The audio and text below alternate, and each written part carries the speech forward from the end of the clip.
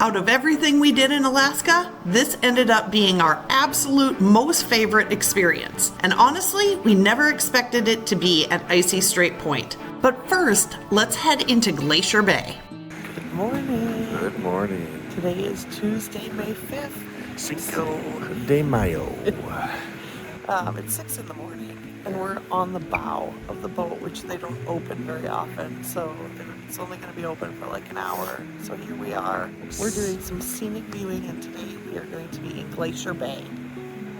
The MS Eurodam was christened on July 1st, 2008 by Queen Beatrix of the Netherlands at the Rotterdam shipyard in the Netherlands. The ceremony marked the official naming of the ship for Holland America Line, the 80th vessel to enter the company service.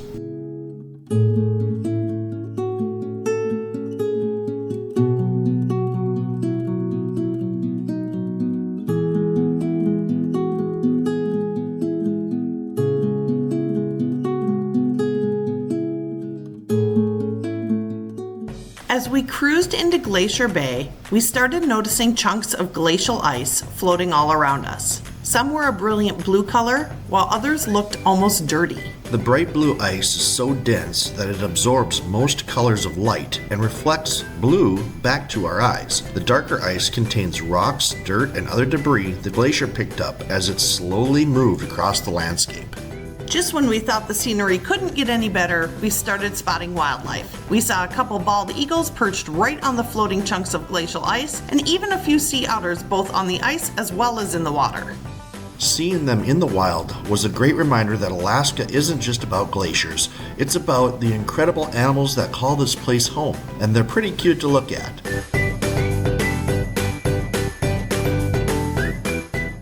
For perspective, Glacier Bay is located about 65 miles northwest of Juneau. Since there are no roads connecting the two, the best way to experience this incredible wilderness is by cruise ship or small boat.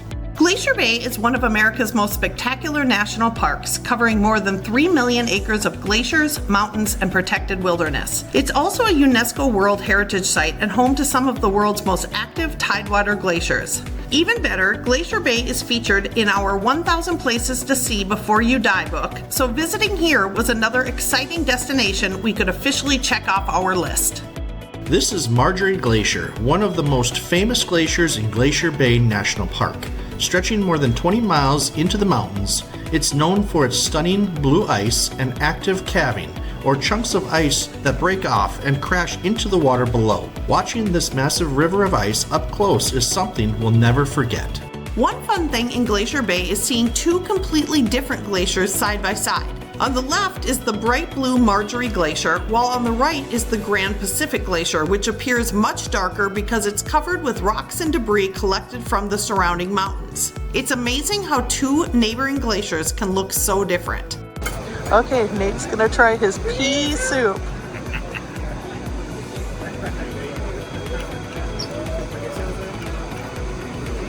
Had worse. It's not too bad. Tastes like peas, potatoes, and bacon, all rolled up into one. All right, Janet's turn to try the pea soup. She doesn't like peas or bacon, so we'll see how this goes. She tasted it, and I'll have one more bite and then I'll be done. she didn't give it a rave review there, but she did try it. Better than I thought it would be. So as we're all sitting on the bow here, they are serving cocktails if you would like one. I finished my pea soup. All of it. So now we're on level 7. This down here where people are standing is 5. We were down there when we had our pea soup. And then we went here to level 6. And now we're on level 7. We post travel adventures every Friday at 6 p.m. Central for busy couples who don't want to wait for retirement to start exploring. So if that's you, please give us a like and hit that subscribe button. Let's get back to it. Okay, so we just had about a 3.5 hour nap, which was wonderful. And then I ran down and turned in our import baggage form. Basically, with Holland America, you can turn in this form. They will then print your boarding passes and your luggage tags, and they'll take your luggage directly from the boat, and it will be checked all the way to your final destination, and that is at no charge, which is awesome. And they'll bring our boarding passes to us. There's only certain airlines that you can do it, but Delta, which is what we are on, that is one of the airlines. It's most of the major, like American Airlines, United, Delta, etc., that you can do this. So I went to do that. We now have a dinner reservation at 5 p.m. in the main dining room, so that is where we are heading now. And then, surprise, we have a port stop in Icy Strait, or Icy Strait Point, I think it's called. With all the research I did, I do not know how I missed that we have a whole other port that we're stopping at. So we're going to be doing that tonight. So that'll be kind of fun. But stay tuned, and we are heading to supper.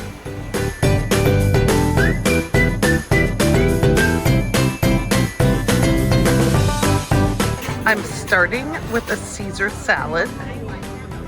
And I'm going with the salmon dill meatballs. All right, dinner has arrived. I went with the chicken, grilled chicken actually, over some corn salsa with some carrots and green beans. And then I got the lasagna, which looks really good, and a piece of garlic bread. All right, so I got the dulce de leche cheesecake. And this is called the opera cake. Nate also ordered some chocolate ice cream. Alrighty, so we just got off the gangway.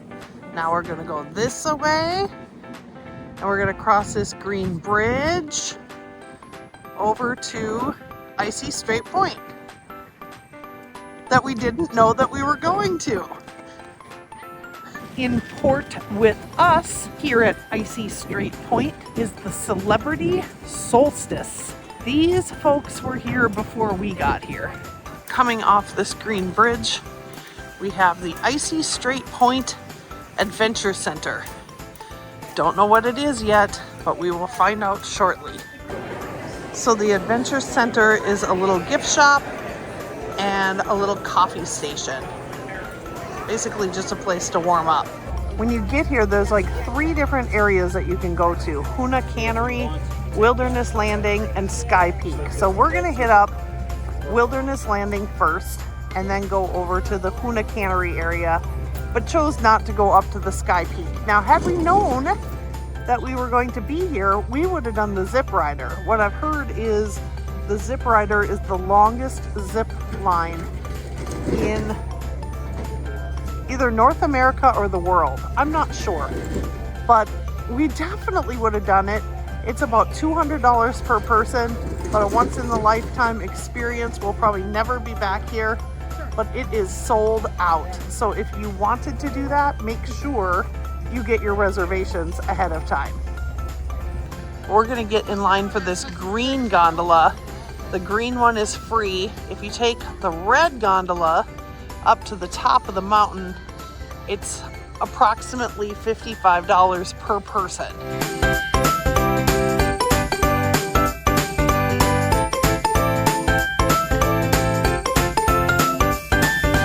All right, so we got to the end of the green gondola, and at this point we are closer to the celebrity boat, and now there's a gift shop here, so you can check that out. And then if you wanted to ride the red gondola, that's just right over there. Oh my goodness. We just went in to the shop, the tour whatever shop, and they had 2 more tickets for the zip line. So we're going up to the top. And we're gonna do it. Coming down. And they said we were the last 2 tickets that they're selling for our ship tonight. Yes. So we lucked out. It is ridiculously expensive. Like almost $200 a person, but hey, We're never gonna come back We're never here. going to be back, so let's go And it's do the it. world's largest zip line. Yes. It looks terrifying. I'm so excited. Oh, they said to have a beer before you go. Makes it even better. So we'll see. Yeah.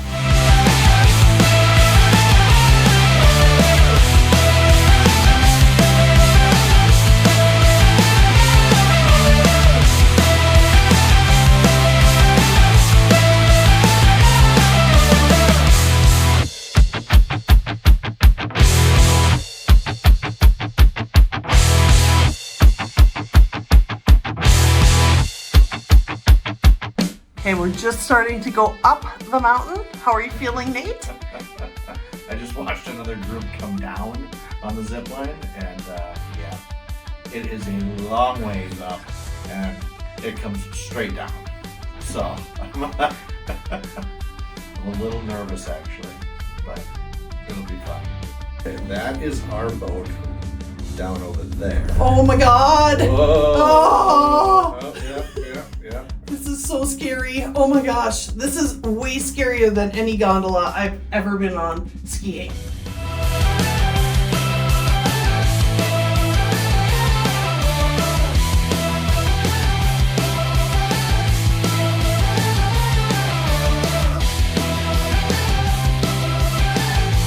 At the top here, they've got a little snack shop where you can get beer and soda, water. They've got a little fire pit going on. You can do a marshmallow roast and make s'mores. Looks like they got some beer flights that they sell. So, yeah, neat little area.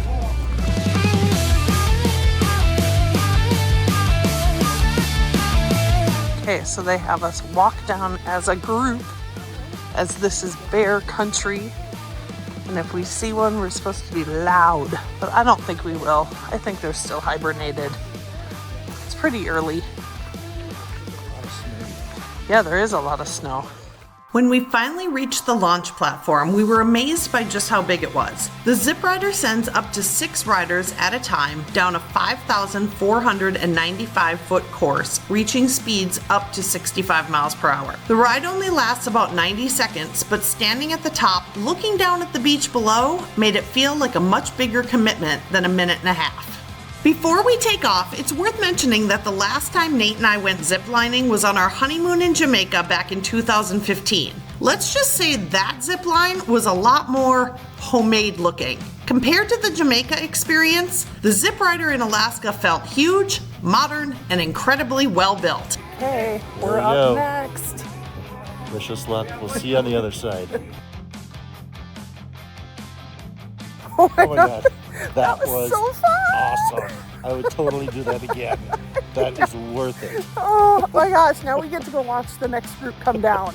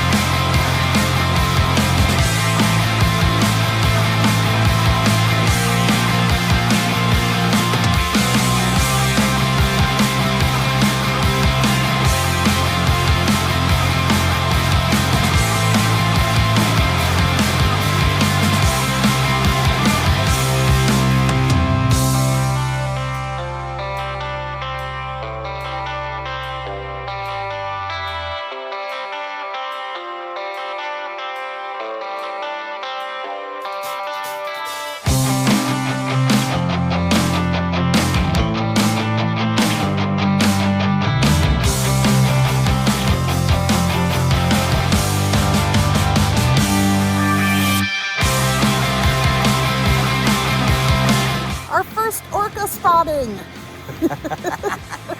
Look how long he's in the air. Shamu.